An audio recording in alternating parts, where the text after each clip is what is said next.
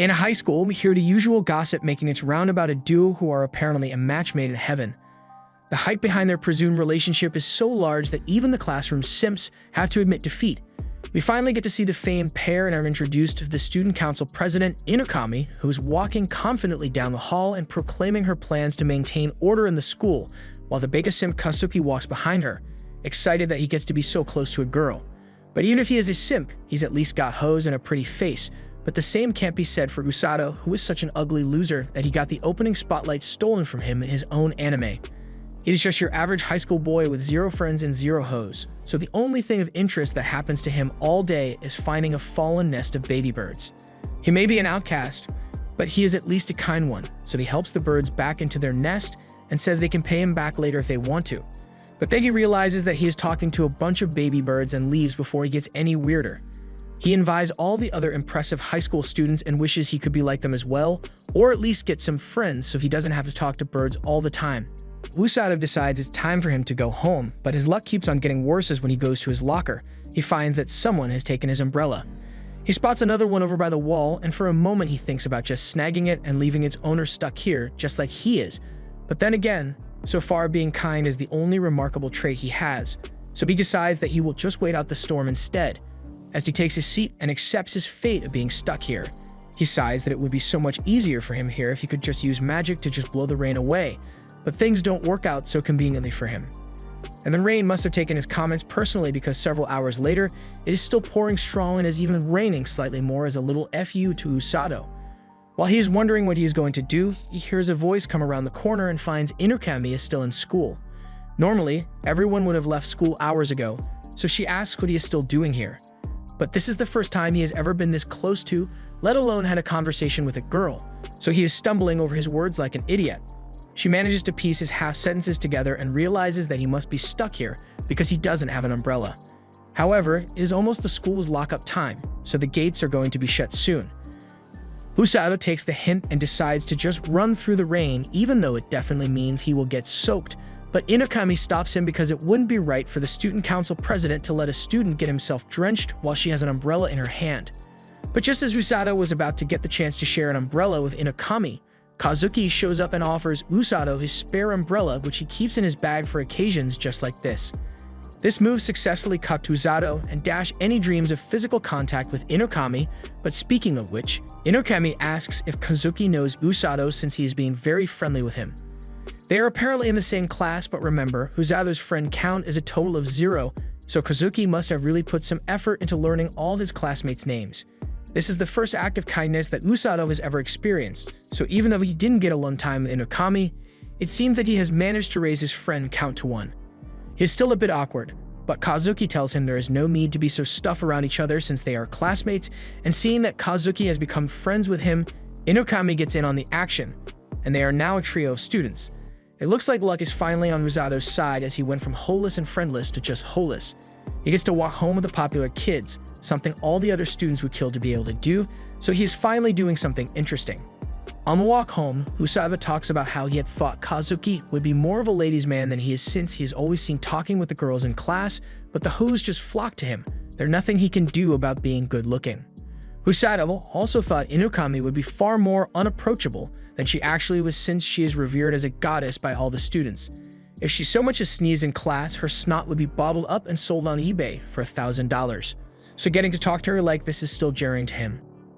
Just to get out of the way, Usato asks if they happen to actually be dating like the rumors say, but they deny it and say they are just around each other a lot, so it is natural that those kind of rumors would be spread.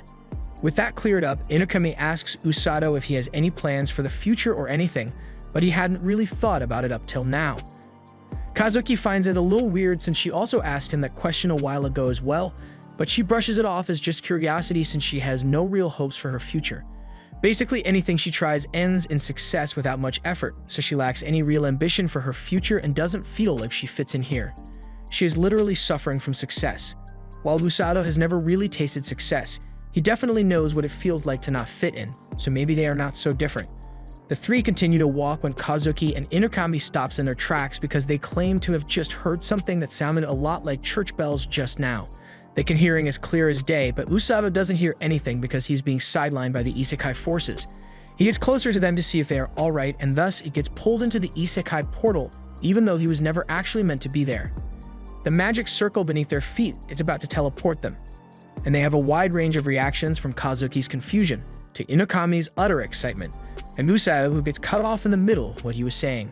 Usato later opens his eyes to find himself in a palace before a king. After the initial shock of the situation, he asks Kazuki what is going on and why they are in such a strange place.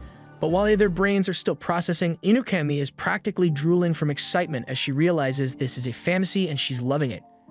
The king notices that they have all finally awoken, so he starts talking but gets cut off by Kazuki, who rightfully wants to know what is going on here. A guard tells Kazuki that he is being impertinent towards the king, but the king is fine with it since he did just basically kidnap a bunch of kids. He apologizes to them but asks that they at least hear him out before they make their judgments on what to do from here. He introduces himself as King Lloyd of the Linger Kingdom, and Inokami is only getting more excited as he talks. He goes on to explain that they were summoned to his kingdom as heroes, and Inokami has a minigasm on the floor from the sheer excitement. The king of demons had laid siege to his kingdom, and with a combined effort, they were successfully able to repel him for now. But since the demon lord is surely strengthening his army right now, they probably won't be so lucky next time. Thus, they decided it might be necessary to take drastic measures and turn to the forbidden spells of ages past that allowed them to summon heroes into this world with the potential to oppose the demon lord. That is a very plausible story, but Kazuki is missing the part where that became his problem. He was just living his life a moment ago, but now he's being asked to fight some demon lord and he's supposed to just be okay with it. He had a good life and a family that he loves, so he wants to be sent back to his world. But the king apologizes again and tells him that the summoning spell only works in one direction, so it isn't possible to send them back right now. This isn't good enough for Kazuki, who gets even angrier. But then he gets reminded that he is surrounded by armed guards who serve the king, so picking a fight here won't get him anywhere. The king gets down from his throne and walks up to three before kneeling before them. He swears that he will find a way to send them back to their original world in the near future. But in the meantime, he asks that they lend him their power to help save his kingdom and its people. Inokami calms her excited for a bit and asks the king why he keeps referring to them as heroes, even though he has no information on them, so he has his assistant, Welsi, explain. The hero summoning magic circle contains a spell that seeks out individuals who could be potential heroes, which is why they would hear a bell sound before they are summoned. But that just means that while Inokami and Kazuki were the intended target, Usato just got dragged along for the ride and isn't a potential hero. We cut to the magic aptitude evaluation that they will be taking, and Welsi instructs them to place their hand on this magic orb to determine their attribute and its strength. While Inokami is taking her turn, Kazuki asks Usato if he really isn't angry about the way things turned out for him. Not only was he summoned here against his will, it happened by accident too. But luckily for him, the king actually accepts responsibility for his actions, and despite the likelihood that Usato might just be a regular dude, he is still being treated well. Besides, Welsi told him that there is still a chance that he might be able to use magic after all, so he might as well try. Usato is taking this a lot better than Kazuki was expecting, and then there is Inokami, who is still itching to get her grubby little fingers all over that ball. Once the preparations are complete, Inokami places her hand on the crystal ball, and it begins to glow with a brilliant yellow. This is indicative of the thunder element and also reveals that she has a huge mana reserve. Next up is Kazuki, and once he touches it, it begins to glow pure white, and this is one of the more rare abilities because only a few people can wield it. Light magic is the natural weakness against demons, so it will be a powerful asset in a war against them. Last up is Usato, but he doesn't have all that much hope that he'll be powerful. He just wants an ability that will allow him to be useful to his friends. He touches the orb and it begins to glow with a beautiful emerald green color, so he asks Welsi what it means, but she's freaking the hell out and grabs him to go inform the king of what has just happened. She bursts into the throne room to meet the king and he asks what happened. She says Kazuki and Inokami both have great magical aptitude, but the real issue is with Usato's magic. The king doesn't understand what the big deal is and jokes that it wouldn't even be that bad if Usato's magic was the dark element. But Welsi mentions that his aptitude test showed green, and the king's face immediately goes to "oh shit, this is bad." With how they are reacting, Usato wonders if he might be radioactive or something, but it is something much worse than that. The king starts making plans to relocate Usato somewhere else for his own safety. Usato asks if his ability is really that rare, but there is actually someone else who has it, and that is the problem because she is major bad news. And as if on cue, the woman they were talking about bursts into the throne room. Everyone who knows her has a look of fear on their face, but Rose is just being diligent in her service to the king. She was supposed to be on vacation right now, and she decided to come in and check on the status of the summoning ritual. She spots Usato there and asks if he is one of the heroes, but the king, trying to draw her attention elsewhere, says he is just a random kid who got caught up in the summoning ritual by accident. Rose believes him and introduces herself to Usato as the captain of the kingdom's rescue squad. Wellesley then redirects her attention to the crystal ballroom where Inukami and Kazuki are waiting, so Rose begins to leave, much to the relief of the king. He tells Usato that they will figure out what to do with him later, but for now, they will provide him with suitable accommodation. However, Usato still has many questions he would like to be answered since he never learned what kind of magic green is meant to signify. Unfortunately, this was said within earshot of Rose, and upon realizing that his magic is green, she immediately makes a move to kidnap the boy. The king initiates a code red and asks Wellesley to get Usato out of here for his own good, so she forms a magic bubble and has him racing out of the castle at high speed. But Rose is always up for a manhunt and chases after him at amazing speeds. She catches up to the bubble and with a single punch, bursts it along with the entirety of Usato's intestinal tract. From the courtyard, she tells the king that she will be taking Usato, but he doesn't need to worry because she will turn him into a proper healer with her training. The king can do nothing but watch as Usato gets abducted, and the news is later broken to Inukami and Kazuki. They ask if he is in any danger, but it's not like there is a threat of him dying, but there will definitely be psychological damage inflicted. Green signifies healing magic, which is extremely rare for one to possess, so Rose, as a healing magic user herself, took Usato to train him on how to use it. The only problem is that her training methods are a little, well, they violate OSHA regulations, health and safety requirements, and break a few restrictions of the Geneva Convention. Usato learns from Rose that his ability is that of a healer, so she plans to train him to become one, which is why she brought him here. She calls on the boys to meet Usato, and in an instant, he is surrounded by 5 big burly guys and pinned against a wall. All that's missing now is a camera and a white couch. Rose roundhouse kicks one of them and says they shouldn't scare Usato, so she carries on with her explanation. These guys are part of the rescue squad, but they aren't actually healers. There are 2 other healers in the rescue squad, but they are stationed elsewhere right now, so Rose is going to take on his training personally.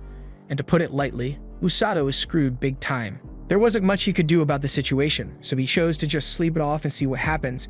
And as he awakens the next day, he finds that he is still in this world. The other members of the rescue squad who are currently getting breakfast ready come into the room and tell Usato that he has visitors here to see him. He is surprised to hear that and goes out to find Inumaki and Kazuki have come to check on him. They got worried when they heard that a green-haired lady just grabbed Usato and left, but it seems he actually isn't in any serious danger from his current condition. He tells them that he is fine, but then he remembers that he is still meant to be training under Rose today, and he is still thoroughly screwed because that walking tank of a woman is going to personally train him. He may be alive right now, but there's no telling if he will still be breathing by tomorrow. The others ask if the training is really that bad, and from what he has heard about it, it really is that bad. But he seems oddly calm about his fate since he already resolved himself to complete the training no matter what it does to him. There is nothing better for him to be doing anyway, so he might as well put up with it for now since it will give him a chance to not be so useless in this world. Inumaki finds what he says to be inspiring and makes a promise to do her best with her training as well, and that lifts Usato's spirits a bit as he starts talking about the kind of cool hero training they might do. The 2 later leave the rescue outpost to return to their training for the day, and as they go, Usato thinks those 2 are amazing for adjusting in this world so quickly. If possible, he would like to become someone who can help them in their various battles as heroes, which is why he is going to give his training everything he has got, even if it might kill him. Speaking of the devil, Rose comes out and asks if the heroes have finally left, startling Usato and making him give a very robotic response. Rose tells him to calm down since he is not in prison or anything. He is free to talk to his friends as much as he likes, as long as they are not training, of course. She throws a diary over to Usato and tells him to write down his training regimen or his experience here. And you know is going to be traumatic when they are giving you a diary before you even start training. She tells him they will begin after they are done eating breakfast, so he had better prepare himself. After breakfast, they begin their training, and surprisingly, it wasn't as bad as Usato had thought it would be. All they were doing was learning the basics of magic and how to control it, but for now, she tells him to just focus on the feeling of the magic in his body. Next, she asks him to read this thick-ass book, but he doesn't know how he is meant to do that when it is written in a language he doesn't understand. But she tells him to just take a look at it before he starts complaining. He opens the book and realizes that he can actually understand it despite having never seen this language before, and Rose attributes that to the translation spell that is cast automatically on anyone who gets brought into this world by the hero's summoning. She points to the first page of the book and shows him the location of the kingdom of Linger on the map as well as the location of the demons. And the kingdom is literally right next to the demon's front door, so the next time they decide to go on the attack, Linger is going to be the first to be attacked. She leaves and tells Usato to finish reading that book because it will tell him everything there is to know about this world and the nations in it. This part of the training wasn't so hard, but then day 2 came and he was made to run. He doesn't know how this was meant to help him with his magic, but he ran until his muscles gave out due to soreness, and once that happened, do you think he got to rest? Nope, Rose just slapped the shit out of his legs with healing magic until he could move again, and then told him to keep on running. He's going to run until he drops dead today, and after he dies, she will revive him with healing magic so he can keep running some more. This is the trauma the diary was meant to document. By day 4, Usato was training with the rest of the team out in the fields, and while he has gotten better since day 2, they are still passing him easily, so he has got a long way to go. He continued to run into day 5 and then day 6 until he slipped and fell in the rain. But the hellish training seems to have had some effect because Usato can now see the glow of the healer light coming from his hand, but with all the pain he has had to go through, he can't even be happy about it. On the 7th day, there was still no rest for Usato as he was forced to run till his body gave out yet again, and on top of that, Rose kicked him in the butt with force that can split a tree in half. She tells him that the more he hates her, the harsher she will get, and true to her word, Usato got his butt kicked repeatedly, day after day, until his body was forced to learn how to output healing magic for its own survival. He was able to heal his broken butt, but not only that, he could now heal all the muscle soreness from running all the time on his own. Ever since he learned how to output his healing magic, he has been able to run indefinitely without getting tired, but even then, he is not sure if running laps every day make him strong enough to stand alongside Kazuki and Inumaki. He is keeping his doubts to himself in his diary for now because he already knows Rose would only punish him for thinking that way, and almost as if she can read minds, she yells that Usato has to do 30 more laps before he gets to stop running for the day. Now it's personal. Usato isn't doing this to help his friends anymore, he is just going to get through this training and prove Rose to that he can handle anything that she can throw at him. The next day, Usato had a new task added to his training regimen and had to do over 1,000 push-ups in one go. Usato is starting to get tired after over 800 push-ups have been completed, but torn muscle fibers aren't enough to stop him anymore since he can just heal himself when he gets tired. Rose finally tells him why she is pushing him to such lengths to strengthen his body, and it is because a healer is of no use if they get killed early in the round. He needs to have the physical strength to run away from the enemy if needed. The faster you can run on the battlefield means the faster you can save your allies from the brink of death, so it is very important that you strengthen your body as much as possible to be an effective healer. This time, Rose doesn't yell at him and just tells him to get back to doing his push-ups. The next day, his routine has become running all morning and then late into the evening. He does push-ups. This time, as he is doing his push-ups, he can feel that his body has gotten lighter for some reason, probably because the training is paying off. So to offset his new physical capabilities, Rose added weights to his workout routine for the next day. After that, Usato came into the house to find that his lunch had been stolen by one of the members of the team, and he wasn't going to stand for such injustice, so he was ready to lay the smack down on that guy if he can manage to catch up to him. He was complaining a lot at the beginning of the training, but now he is starting to get used to it more and more, which may not exactly be a good thing. A week later and 21 days since Usato began his training, Kazuki and Inumaki pay him a visit. They are led to his training ground and they are shocked by what they see. Usato is doing push-ups, but these are absurdly difficult push-ups with the added weights of a 10-ton rock and Rose sitting on his back. Usato has started to grow the spine to talk back to Rose whenever she tries to insult his performance until he ends up saying that she is so light that this much is nothing. Shortly after, he began to regret those words as Rose decided to add another rock on top of the one that was already on his back, nearly flat out squishing Usato, but he still manages to hang on for dear life. He uses his healing magic to repair the broken bones he must have gotten and continues to push through the pain, and that's the kind of thing Rose loves to see. At this rate, she thinks she will be able to take Usato with her onto the battlefield sooner than expected. As Kazuki and Inumaki watch what just happened, Kazuki can't believe how cruel the training he is undergoing is, but all Inumaki sees are those mouth-watering muscles that Usato is now packing. The knight captain that came with them is outraged by what he just witnessed and yells at Rose for trying to break the spirit of a young man.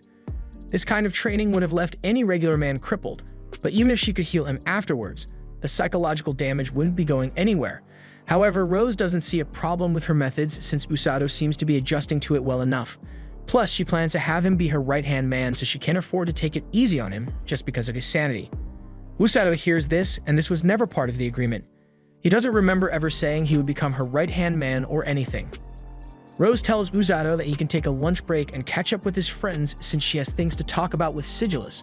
So Usato, Kazuki, Inumaki, and Princess Celia, who accompany them, all go to have a chat under a tree where Usato learns that Sigillus is the strongest knight in the kingdom. It's currently the one teaching Kazuki and Inumaki how to use a sword in battle, which Usato finds awesome. That aside, he asks who this girl is, so she introduces herself as Princess Celia of the Olinger Kingdom, and realizing that she is the princess, Usato begins to bow and apologize if he was rude to her. Celia doesn't like the princess treatment, so she asks Usato to just treat her like any normal person. She brought a pastry for them all to share together, so they dig in. Kazuki asks Usato if his training is always as bad as it was today, but he actually had it pretty easy today compared to what he normally has to go through. Usato asks what kind of training Kazuki and Inumaki have been up to this entire time. So he recounts that they've been doing sword training with Sigillus, followed by some magic training with Welsi in the afternoon. But their mental health is still taken into consideration while they are going through the training, unlike what Usato has to go through, but he has lost enough brain cells, so he is used to it by now and it's not as bad for him anymore. Usato reaches for another slice of pie and Inumaki can't help herself and gets reeled down bad for Usato's rock-hard abs. Usato tries to change the subject before Inumaki can any more moist and asks if there was something Kazuki wanted to ask him. Kazuki says it's nothing much, he was just wondering if Usato was having a hard time here, and yes, he definitely is, but is much more manageable than it was when he first got here. He wanted to run away, but Rose was too fast, so he had no chance of escaping, but after doing it for a while and getting used to the new environment, he has started to think of this place as home and somewhat enjoy the training. He may just be being stubborn in the end, but since he is not a hero or anything, he wants to be able to assist them when they go into battle against the demon army. Just then, the guy who ate Usato's food a week ago shows up to bring Usato his lunch, but Usato has still got beef with him. They start trading blows with one another, and Usato will probably win since he can heal himself and the other guy can't. But the others wonder if they should intervene or something. Kazuki thinks it is fine since Usato seems to be having fun, so this is probably him at the happiest he could be. Knowing that Usato is alright, he decides it is time to go back to the castle and continue his training, so they all get up to follow him back. As Inumaki is about to leave, she thinks to herself that there must have been a reason that Usato got pulled into this world with them, so they should all try their hardest to become the best versions of themselves here. That night, after beating up the lunch thief, Usato takes a bath and thinks to himself that he is glad he got to see Inumaki and Kazuki. Although Inumaki kind of creeped him out back there with how she was looking at his body, but then again, he can't blame her because his body is awesome right now. He is faster, stronger, better, and this is all a result of the training he has constantly been doing, pushing his body to its very limits and then healing it back up with his magic for an incredibly fast growth rate. But even with his unbelievable muscle gains, he doesn't know if it will be enough to save people out on the battlefield. The next day, Usato is told that he will be heading out with Rose for the day. The others know what this means for Usato, but he is still oblivious, so he follows Rose out of the kingdom and into the forest. There, she tells him that he is not allowed to come home until he has killed a grand grizzly bear. And I may be missing a page, but I don't think Usato ever actually learned how to fight, but Rose doesn't seem to care and just tosses him into the forest with no assistance or guidance of any kind. This was the end of episode 2. Thanks for watching. Subscribe to not miss the next part.